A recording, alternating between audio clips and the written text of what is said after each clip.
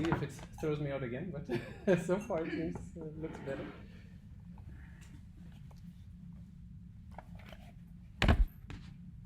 Yeah.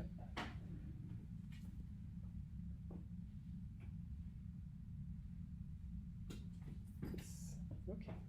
Okay, then let's start. Now, sorry for the inconvenience. It's a great pleasure for me to introduce to you Jan Lagerwall. Jan Lagerwall obtained his PhD in 2002 at Chalmers University of Technology in Göteborg. After that, he did a postdoctoral study at the University of Colorado, Boulder, with Professor Noah Clark, also well known in the field of liquid crystals. By the way, his PhD was also about liquid crystals. And then he moved back and to Europe and did several postdocs and in different at different universities in Germany, in Halle, if I recall well, Berlin, Stuttgart. And after that, he became assistant professor in Korea, at Seoul Institute of Technology. And then after that, after his assistant professorship, he became full professor at the University of Luxembourg, again, back in Europe. So it's a great pleasure to have you here, Jan, and we are really looking forward to your presentation. Thank you very much, Albert. It's always a pleasure to be in Eindhoven, and thanks very much for the invitation to speak here today, and sorry for the HDCP related problems. I have to look that up. So what I was going to talk about today is I tried not to overlap with Pace talk this afternoon, so I'm not going to talk about cholesteric elastomers, but I'm going to talk about pneumatic elastomers that can actuate, so change shape, in these two examples here. And a little bit our specialty is to not do flat actuators or to make them these liquid crystal elastomers in non-flat shapes, and I'm going to focus a bit on how we do that and why we would do that. But first of all, let me thank the group in Luxembourg, and in particular for this talk, it's Nadia and Nikolai. I decided to only show the first names because Nadia doesn't have a last name. It's one of these very unusual things that can cause all kinds of problems, because Nikolai is called Popov in last name and Nadia is just called Nadia. But for the balance, I decided just to write Nikolai. To go on to the topic of today, so I'm going to talk about liquid crystal elastomers.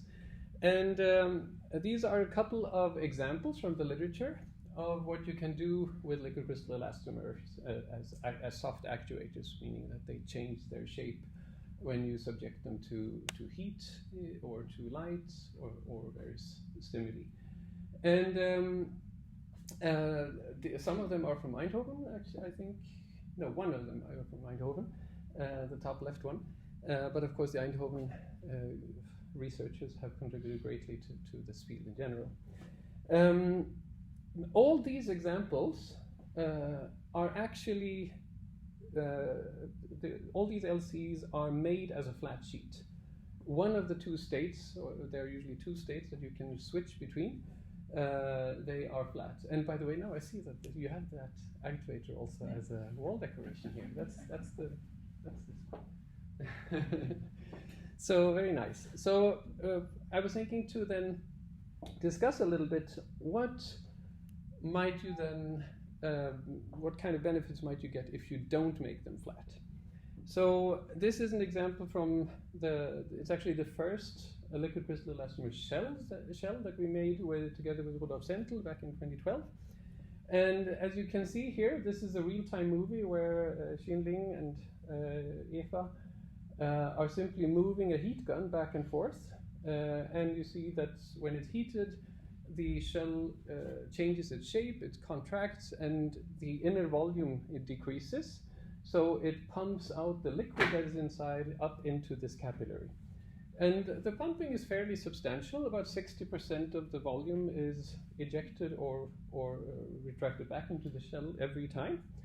So one thing we were considering at that time is to use this for a valveless micropump. So pumps, they usually require something that can compress, but you also need valves to close, and our heart has several valves, as you may know, and 4 chambers and so on.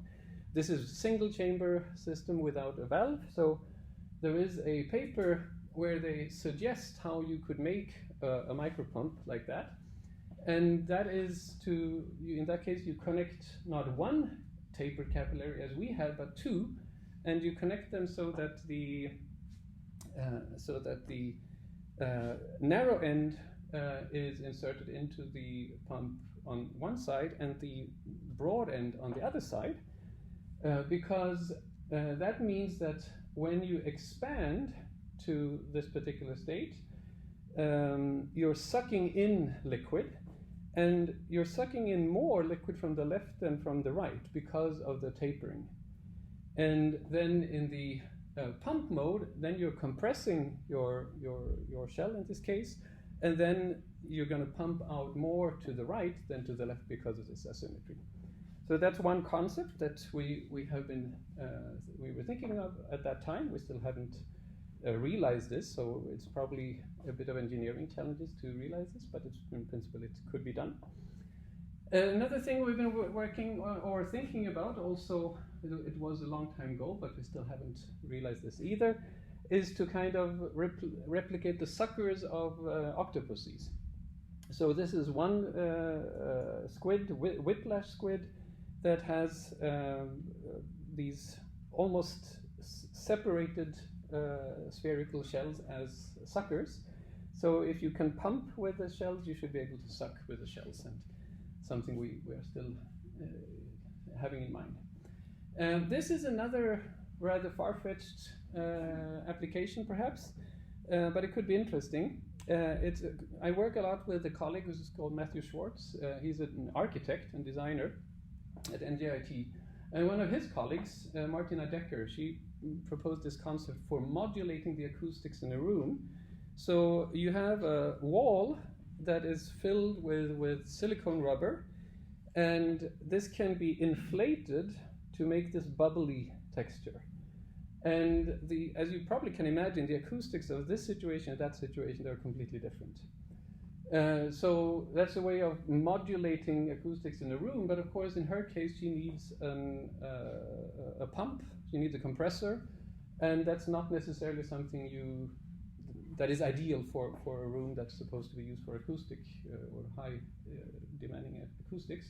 So Matthew and I, we were wondering if one could use liquid crystal elastomer shells in some way like this, because this is an example of shells we made together with Albert, and you can see that they can buckle and unbuckle reversibly, and it's not quite the same as with the pneumatic actuation, but you could still imagine that you cover a wall with such shells, and you can modulate the texture, and that would probably affect the acoustics in some interesting way. So that's something one can imagine. Another one, if you look at this movie, this is a shell that we made that broke, and you can see that it kind of alternates between this jellyfish-like structure and this almost spherical shell-shaped structure. And if it really would close again, then you could of course imagine that you could use this for some kind of drug release, or the other way around, that you sample biological samples at the right point by opening and then closing and so on. So also something one can think of. But How do you actuate that thing? Temperature or light? So this one is with temperature, and all the actuations I'm showing you today from our work is temperature. But we are working on switching to light actuated elastomers also. And I'll tell you why we need the light actuated elastomers, and this is the example. So this is the one I'm going to focus on the most today, and this is what could you do with a liquid crystal elastomer tube. This is from a simulation from the Robin Zellinger's group, where they concluded that if you have a liquid crystal elastomer tube and you actuate it along the tube, it will act like our intestines. It will be a peristaltic pump. that could be done, perhaps, and we know from our shell work that we can actually make LCEs porous. And a colleague in Denver, Chris Yakaki, he showed that the chemistry that we're using for these tubes, which is based on an Eindhoven reactive monomer RM257 and thiols, those LCs are actually biocompatible. So we should be able to make biocompatible, leaky, tube-shaped peristaltic pumps. Now, why is that interesting? Well, this idea came from a collaboration with Jens Schramborn at the University of Luxembourg. He's a biologist, and his specialty is to grow brain organoids. And brain organoids are little mini brains. They're made from pluripotent stem cells. You put them in the growth medium, and they grow like a spherical brain, but there are no blood vessels or anything like it. It's only brain cells. And what happens then is that once they reach a certain size, which is about 1 millimeter, they start dying at the heart, at the core, because they can't get rid of the waste products and they can't get nutrients into the organoid. So this is called organoid core death. And the idea would then be, can we grow brain organoids around liquid crystal elastomer tubes that are a bit leaky, that act as a peristaltic pump? Then we might be able to deal with this problem. So that's what motivated this particular project. So now I talked about a little bit tubes and shells as actuators. Maybe everyone in this audience knows what are liquid crystal elastomers, but I was thinking that maybe some people don't know it, so I thought I'd give a little bit of introduction to why all this actually happens. So liquid crystals, they are liquids, as the name suggests. And they have long-range orientational, sometimes positional order, and that's something we usually only see in solid crystals. So where does this long-range order come from? Well, first of all, it comes from the fact that your molecules that make up this liquid, they are anisotropic in shape, or anisometric. And with the right conditions, these tend to then self-assemble along with a long axis along a certain direction that we call the director. And this is then, if we have this, only this long-range orientational order, but no other order, we call this a nematic liquid crystal phase. And that's actually the only liquid crystal phase I'll be talking about today. If you heat this up, and that relates to Paul's question, how do we actuate these? If you heat this up, you can get this to go through a phase transition. And at a higher temperature phase, beyond the threshold temperature, this long-range orientation order is lost, and these rod-shaped molecules now can point in any direction, and there's only short-range orientation order. So this now behaves like an isotropic regular liquid. Even if you have the molecules are of course the same, nothing changes at the molecular scale, but the correlation length decreases greatly. Was there a question, or just touching your hair? Yeah. So that's with the liquid crystal. What about the elastomer? So elastomer is another word for rubber, and we all know how rubber works because it's something we probably play with from very early childhood in one way or another. But do we all know why or rubber works the way it does? Where does rubber elasticity come from? And that's quite important to be aware of to understand how liquid crystal elastomers work. So in the relaxed state, if you take a rubber band, you haven't done anything to it yet, this consists inside the rubber, you have very, very long polymers, very long molecules, polymers, that are very flexible, and they typically frequently change between different conformations that effectively make up a spherical random coil. And this is a high entropy state because they can continually fluctuate and adopt any conformation they wish. When you stretch a rubber, you are reducing its freedom. You're reducing the entropy, you're reducing the choices for the rubber because you are imposing stretched out conformations of those chains. And that is an entropically unfavorable state, but of course, because you're stretching it, you can keep it that way. But as soon as you release, entropy will make sure that the rubber comes back to the relaxed state.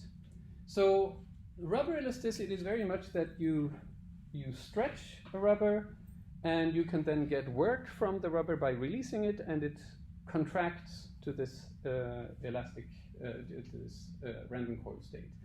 And the question is then, could we get also the other stage done on its own? Because at the moment, we have to do the regular rubbers, we have to stretch them, and then the rubber can do this part. But could the rubber do also this part? And that's, of course, where the liquid crystal comes in, because that is what helps us make that possible. And to see that, you can go back to the order-disorder transition of the liquid crystal, and you can probably see right away that there is a clear analogy here, right? Between the order-disorder of the liquid crystal and the order-disorder of the rubber. So in fact, when we're making a liquid crystal elastomers, we are doing nothing else but polymerizing a liquid crystal, basically. And we are inducing this phase transition between ordered and disordered to either make the liquid crystal elastomer go to that state, or from this state to that state. And when we do so, we have a shape change because the polymer is cross-linked. And important to realize is that the director, this alignment direction, is very, very important for defining what kind of actuation we get.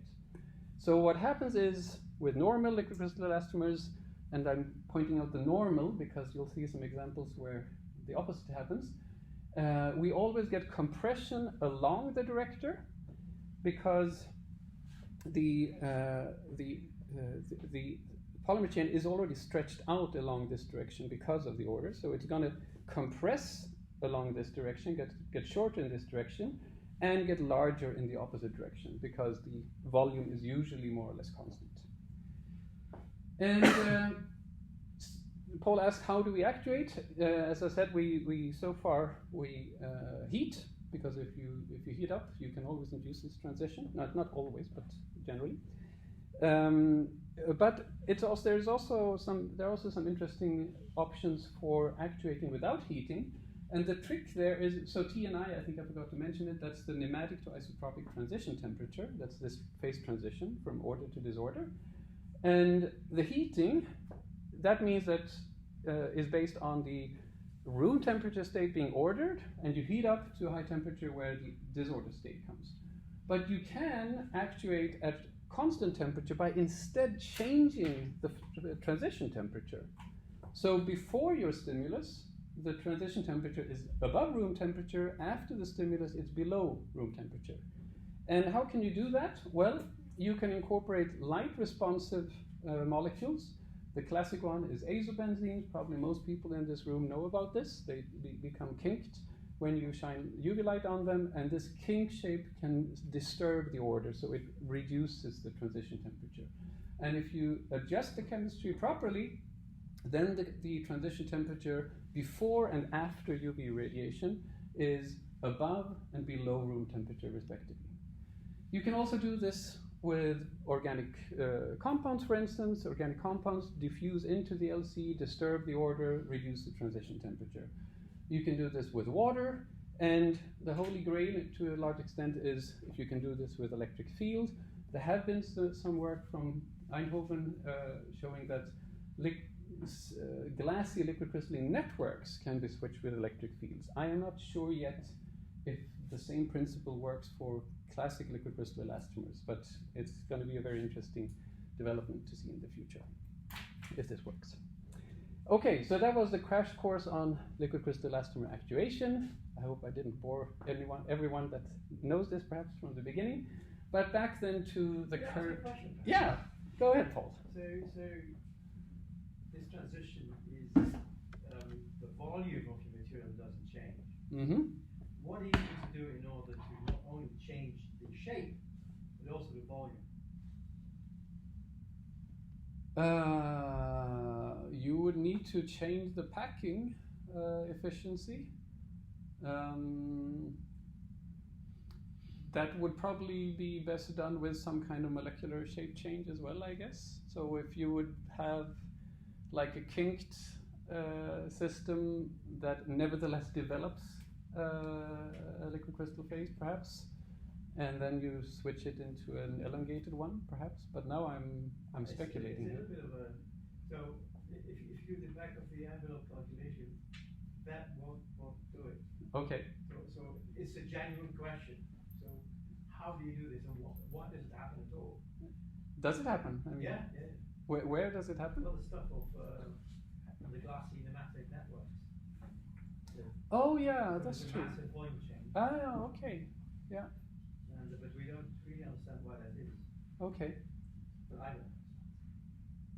But then that might be, I guess, if the glassy states has frozen in a situation with more volume than it should have, so to speak. How much is I mean, if you because that's the light operated Yes. ones, right? Yeah. So I mean, if you have a high glass transition It temperature, works with electric it's gonna electricity. keep the state of the high temperature, right? And then you cool down to room temperature, and it's gonna have this expanded state of the high temperature locked in because of the glassy state, and then you get out of the glassy state because you're doing light actuation, and then Yeah, but the volume changes are massive. yeah, okay, So you already put it in a glassy state. Yeah. And yeah, it is due to the fact that you switch the molecules very fast, and that creates free volume. Yeah. So as soon as you switch off the stimulus, it's immediately gone. Yeah. Yeah. But it's still a lot. I mean, if you Yeah. if you do the back of the envelope. Yeah. Mhm. Yeah. No, Okay. so, okay. Thanks. So Interesting it's an interesting questions. question. Yeah, absolutely. Problem, I mean. Okay. So far, when the LCE work, it's usually a blessing that the volume doesn't change because it simplifies a lot of things. Okay. Right. So then back to the curved systems, and as I said, we're doing shells and tubes. And just to explain, because this is maybe not something everyone here works with, what do I mean with a shell? What I mean with that is that you have a spherical shell of the liquid crystal, or liquid crystal elastomer in our case, and inside that is a droplet of isotropic liquid that is not miscible with the liquid crystal phase, and outside is another isotropic liquid that is not miscible. So very often we use water phases inside and outside, and then you need a stabilizer to prevent that this liquid crystal just breaks up into a droplet, and very often we use polyvinyl alcohol. You can use surfactants also, but surfactants also influence the alignment of the liquid crystal. So if for the liquid crystal shells that I'm talking about here, we typically use polyvinyl alcohol, which promotes an alignment in the plane of the shell, which is usually what we want. But I'll come to an example with the tubes where we actually do use surfactants, and it's quite important. But I'll Because I can imagine that the material of the liquid crystal determines what kind of stabilizer you need. In fact, that is very much true. It's very funny, you know.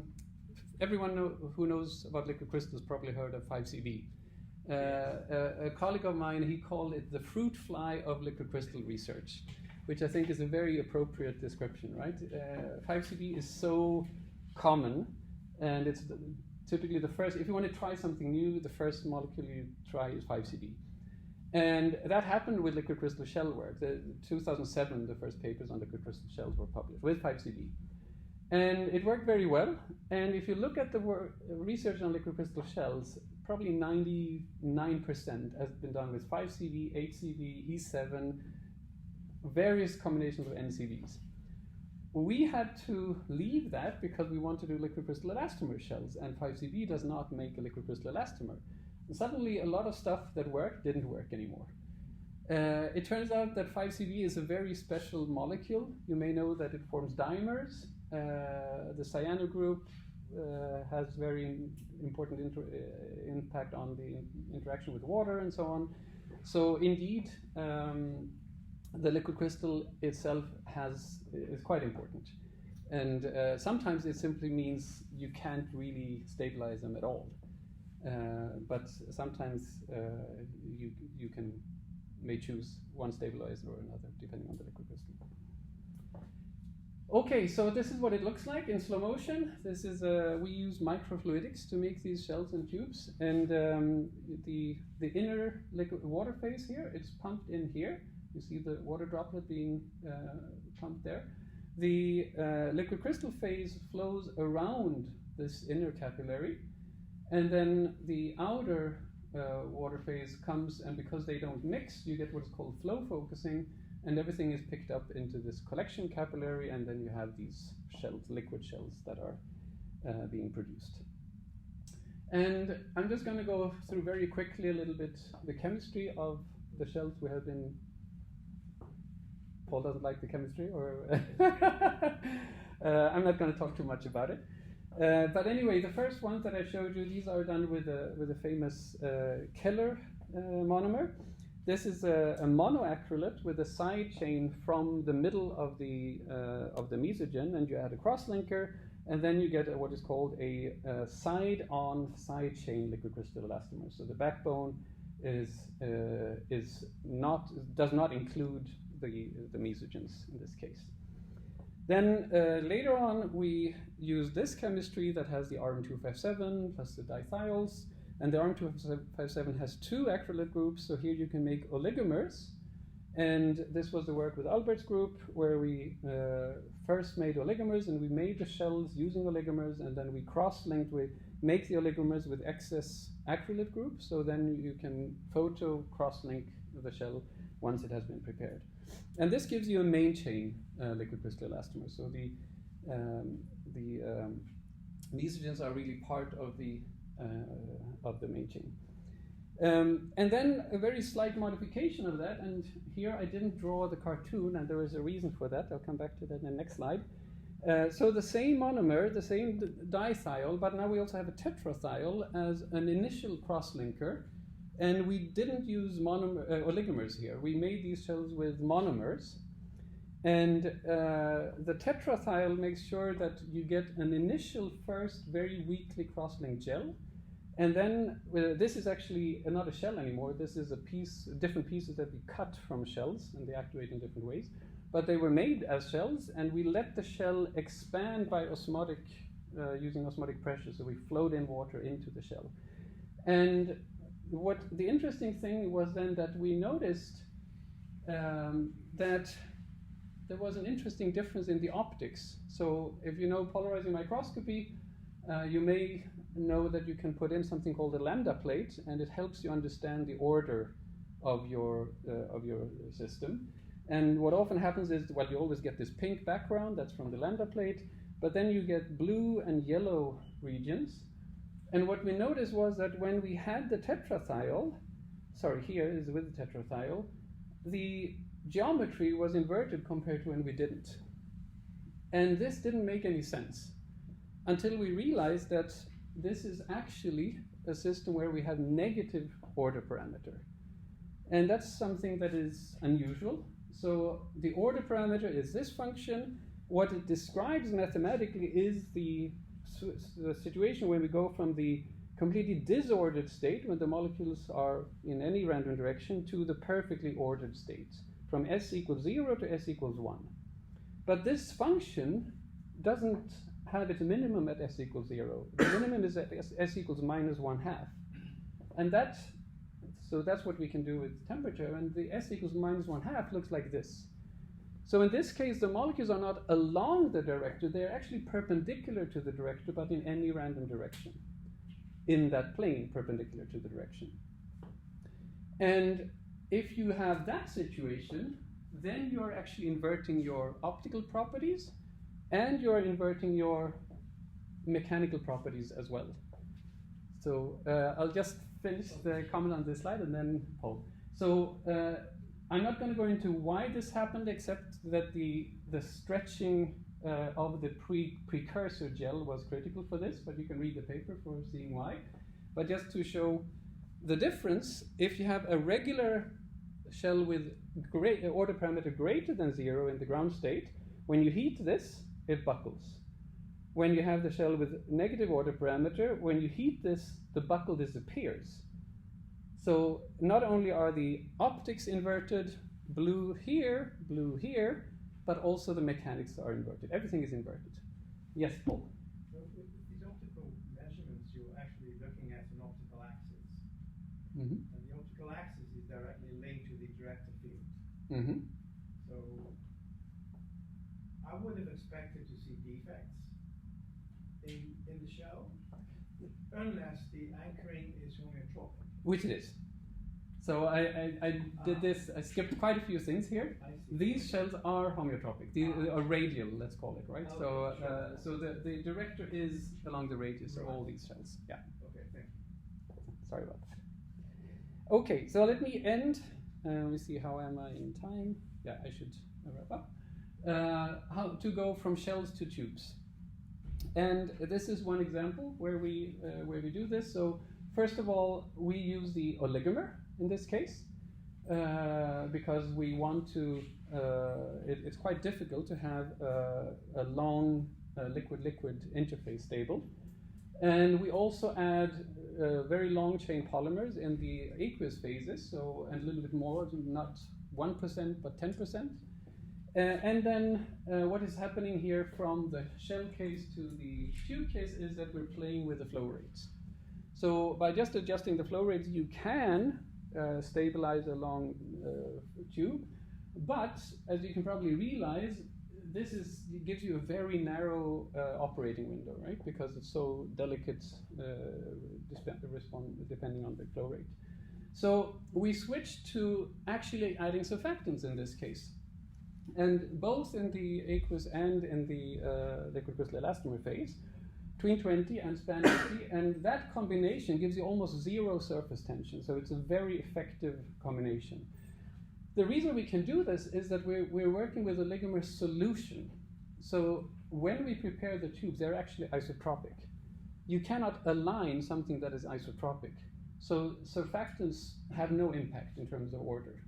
So they just serve to stabilize the tube, and they do so very well.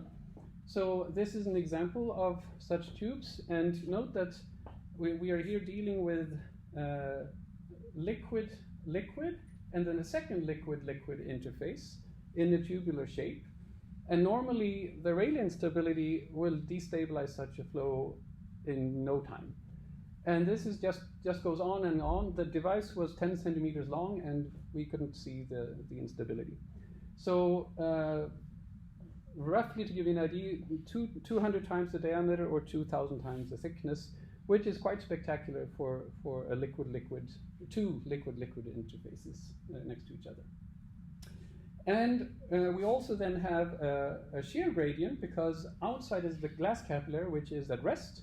So we have no slip conditions, meaning that the outer phase in particular is very strongly sheared, and the middle phase is also a little bit sheared, and we were hoping then that we might get a flow-aligned paranematic phase. So even if we have the solvent, we would have an order situation. Unfortunately, that was not the case. If we look in between cross polarizers, there is no order aligned under these particular conditions. We still hope to be able to reduce the amount of DCM and increase the shear gradient to have this paranematic phase. But what we did so far is that we simply started polymerizing. So we made a setup with 4 UV LEDs illuminating the capillary setup. And then we got a tube, and that's the tube that you see here.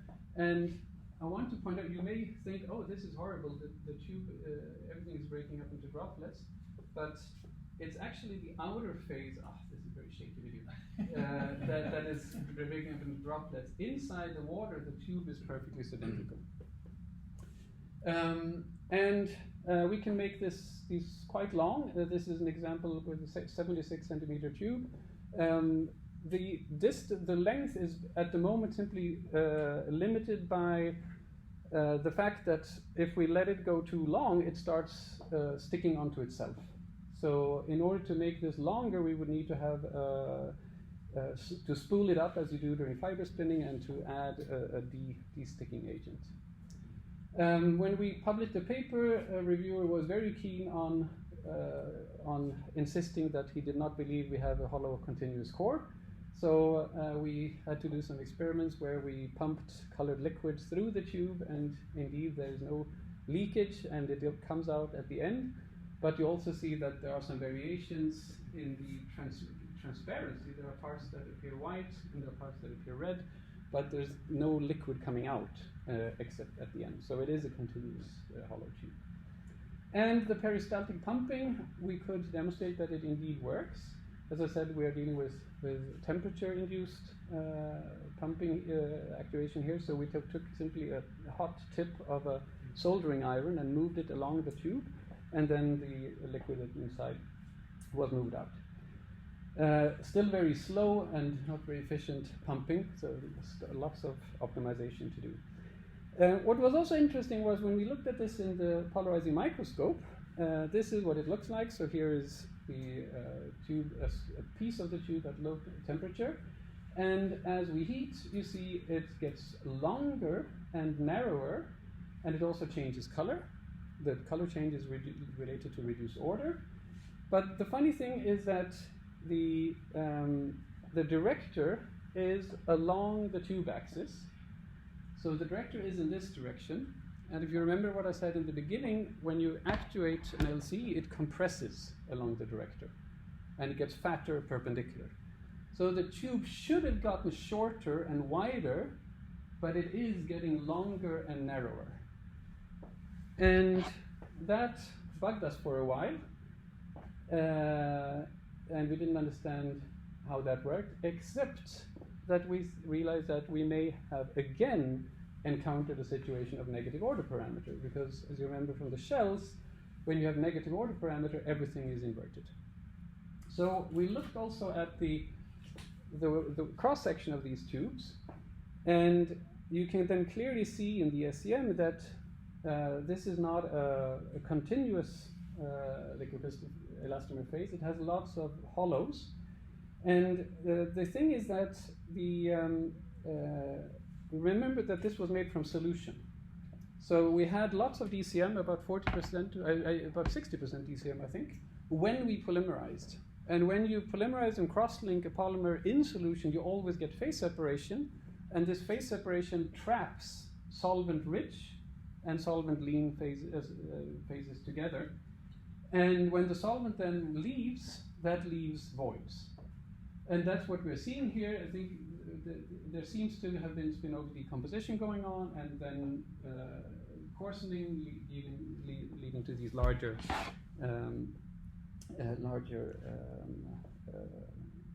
holes also.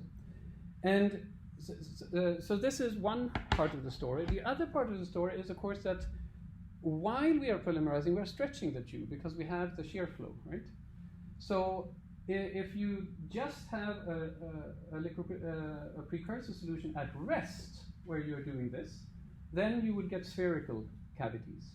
But now we are stretching the whole thing, so what we think is happening is that because of the stretching, we're basically getting channels along the tube that are filled, or mainly filled with solvent, and then as the solvent evaporates or leaves the tube, then the whole network collapses, something like this. So this is the tube direction, and also here this is the tube direction.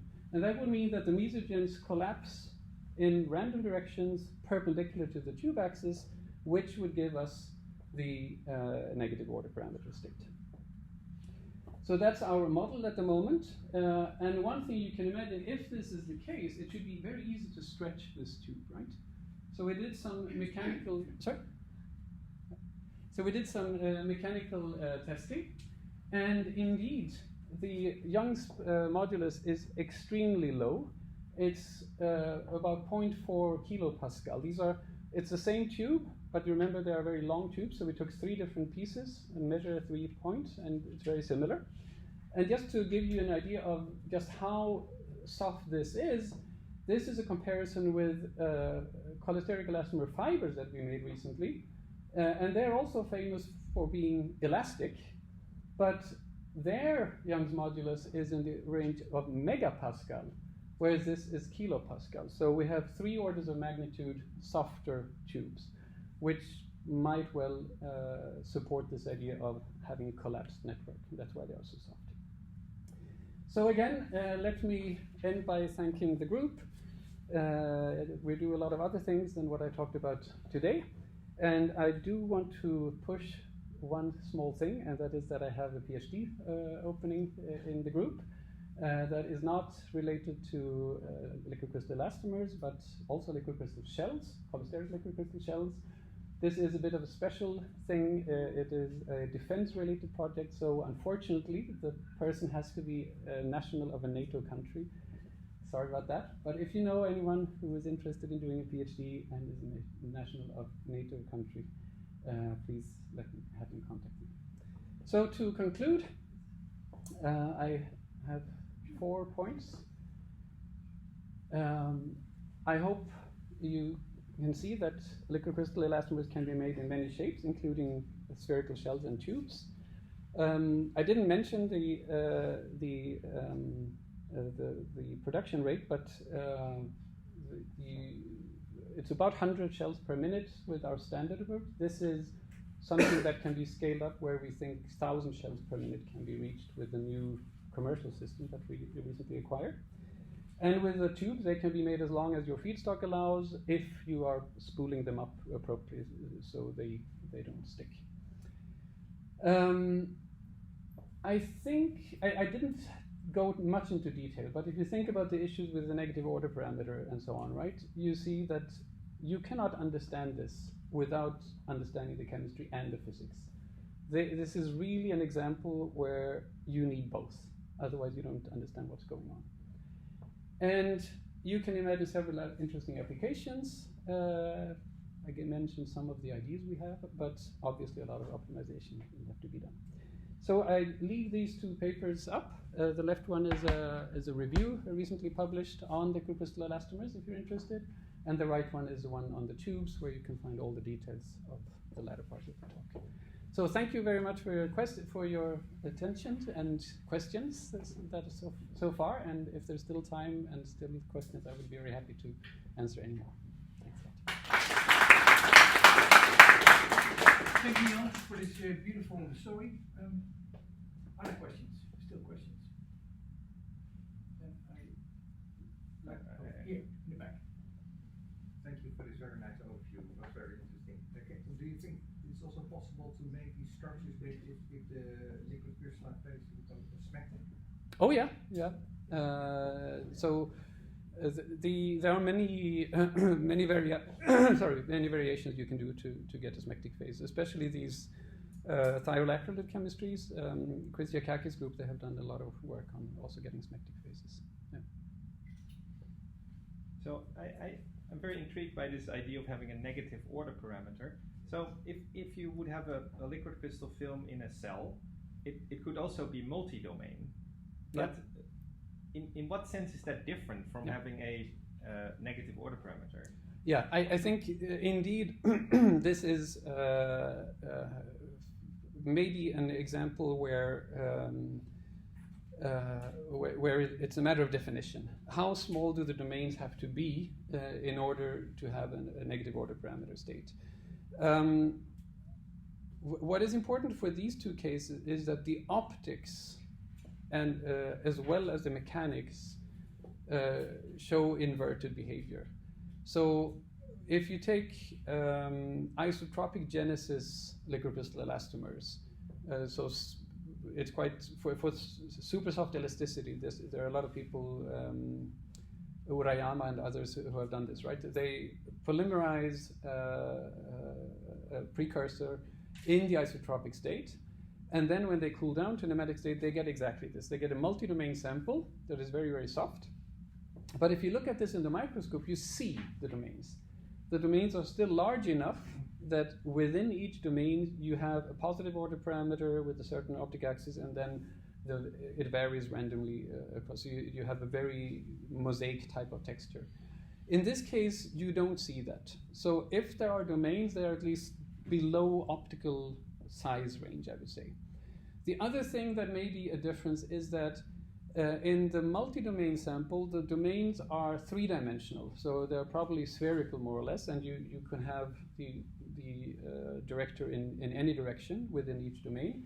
Whereas in our situation, because of the situation, so the way these are made in the the tubes that you have the collapse after production. In the shells, they're being stretched during production.